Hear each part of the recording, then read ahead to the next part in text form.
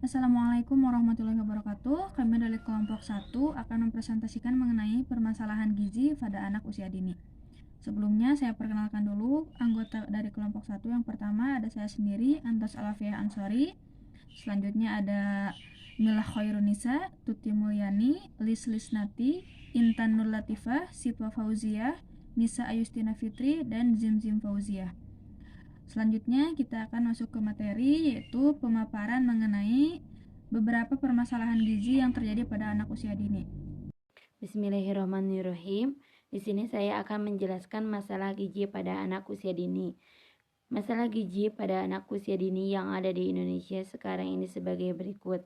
Hasil riset kesehatan dasar pada tahun 2007 menyebutkan bahwa masalah gizi pada anak usia dini yang utama sampai saat ini adalah kurangnya energi protein. Penyebabnya adalah asupan nutrisi yang tidak tercukupi atau karena adanya infeksi berat yang dialami anak. Yang kedua adalah gangguan akibat kekurangan yodium, disebabkan kurangnya asupan yodium dalam makanan yang dikonsumsi. Yang terakhir adalah kurang vitamin A dan anemia defisiensi besi. Penyebabnya adalah asupan vitamin A yang tidak cukup dan berlangsung dalam waktu yang lama. Menurut Depkes tahun 2008. Sekian yang dapat saya sampaikan. Warahmatullahi wabarakatuh. Perkenalkan, nama saya Nisa Ayustina Fitri dari kelompok 1. Di sini saya akan mencoba memaparkan tentang anak yang kurus. Di Indonesia, anak-anak cenderung memiliki tubuh yang kurus, apalagi mereka dibesarkan dalam keluarga yang berpenghasilan rendah atau miskin. Kurusnya tubuh anak disebabkan oleh kurangnya asupan zat gizi. Hal tersebut dapat meningkatkan risiko anak terkena berbagai penyakit dan gangguan hormonal yang berdampak buruk pada kesehatannya. Masalah gizi ini dapat dicegah dengan mengonsumsi makanan bergizi seimbang. Sekian pemaparan dari saya. Wassalamualaikum warahmatullahi wabarakatuh. Masalah gizi pada anak usia dini yaitu obesitas atau kegemukan. Penyebab anak gemuk atau obesitas adalah 1. Kurang serat dan sayur, 2. Kurang buah-buahan, 3. Kurang aktivitas fisik atau terlalu banyak duduk. Untuk zaman sekarang, anak-anak lebih suka duduk di rumah, bermain game atau gadget. Jadi, anak-anak kurang beraktivitas. Keempat, terlalu banyak mengkonsumsi makanan junk food atau makanan siap saji yang kita ketahui kurang sekali kandungan vitamin dan protein dan lain-lainnya. 5. Terlalu banyak meminum minuman yang mengandung gula atau pemanis buatan. Maka yang harus kita lakukan adalah 1.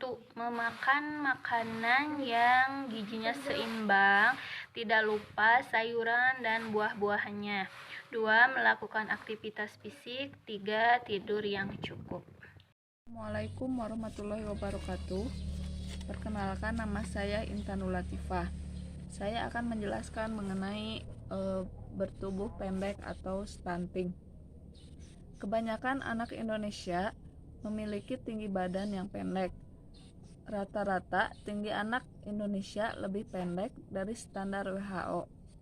Tubuh pendek pada masa kanak-kanak dapat diakibatkan oleh kekurangan gizi kronis atau kegagalan pertumbuhan. Tubuh pendek dapat menimbulkan berbagai dampak, beberapa di antaranya adalah penurunan kekebalan tubuh, fungsi kognitif, hingga gangguan sistem metabolisme. Gangguan tersebut dapat menimbulkan risiko penyakit hipertensi, obesitas, jantung koroner, dan diabetes melitus.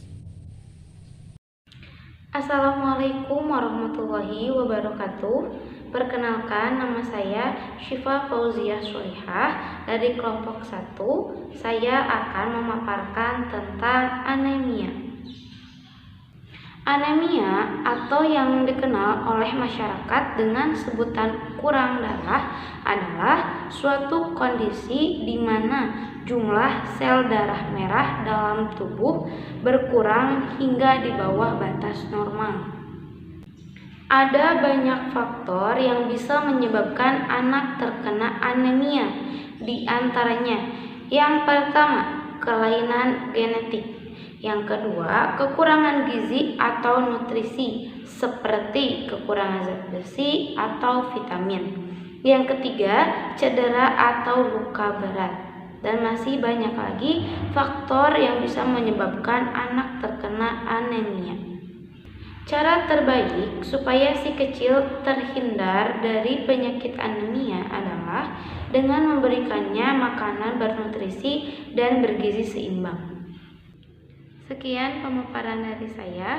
Wassalamualaikum warahmatullahi wabarakatuh. Bismillahirrahmanirrahim. Dalam kesempatan kali ini saya akan menjelaskan tentang dampak kurang gizi. Dampak kurang gizi yang pertama yaitu satu, kemampuan motorik mengalami keterlambatan. Ini berarti anak tidak mendapatkan asupan gizi yang cukup sebagai sumber energi. Artinya, anak beresiko mengalami keterlambatan perkembangan kemampuan motorik. Yang kedua, daya tahan tubuh anak menurun. Kurang gizi berdampak pada penurunan daya tahan tubuh, sehingga anak rentan terkena berbagai macam penyakit. Yang ketiga, terhambatnya pertumbuhan fisik. Dampak langsung dari kurang gizi dapat terlihat jelas dengan adanya berat badan dan tinggi badan anak yang tidak sesuai dengan usianya. Kemudian yang selanjutnya, yang keempat, pertumbuhan otak. Pertumbuhan otak anak akan terhambat apabila anak mengalami kurang gizi. Ia tidak bisa mendapatkan mineral yang dibutuhkannya. Ini akan mempengaruhi terhadap perkembangan fungsi otaknya untuk berkembang. Untuk berkembang, anak membutuhkan nutrisi-nutrisi penting seperti lemak omega 3 dan lemak omega 6, yodium juga zat besi. Jadi dapat disimpulkan dampak dari kurang gizi yaitu otak menjadi kosong sehingga mutu menjadi rendah dan berubah menjadi buta. Assalamualaikum warahmatullahi wabarakatuh. Melanjutkan pembahasan yang tadi, saya akan membahas tentang terpenuhinya gizi. Nah, di sini ketika gizi dan nutrisi itu penuh, maka akan terlihat bahwa otak itu akan penuh. Kenapa? Karena gizi dan nutrisi sebagai bahan utama untuk pembentukan dan perbaikan sel otak. Nah, seperti gizi atau zat karbohidrat untuk sebagai energi, kemudian protein sebagai zat pembangun, kemudian vitamin dan mineral sebagai zat pengatur, itu akan mengakibatkan anak itu cerdas dan produktif. Nah, di sini ketika anak itu cerdas dan produktif, maka dia memiliki mutu sumber daya manusia yang tinggi. Nah, oleh karena itu, anak tersebut yang cerdas dan pintar merupakan aset bagi keluarganya, aset bagi sekolah, dan bahkan aset untuk negara kita. Sekian. Demikian pemaparan singkat dari kelompok 1 mengenai permasalahan gizi yang terjadi pada anak usia dini. Selanjutnya kita akan menjawab beberapa pertanyaan yang masuk. Yang pertama adalah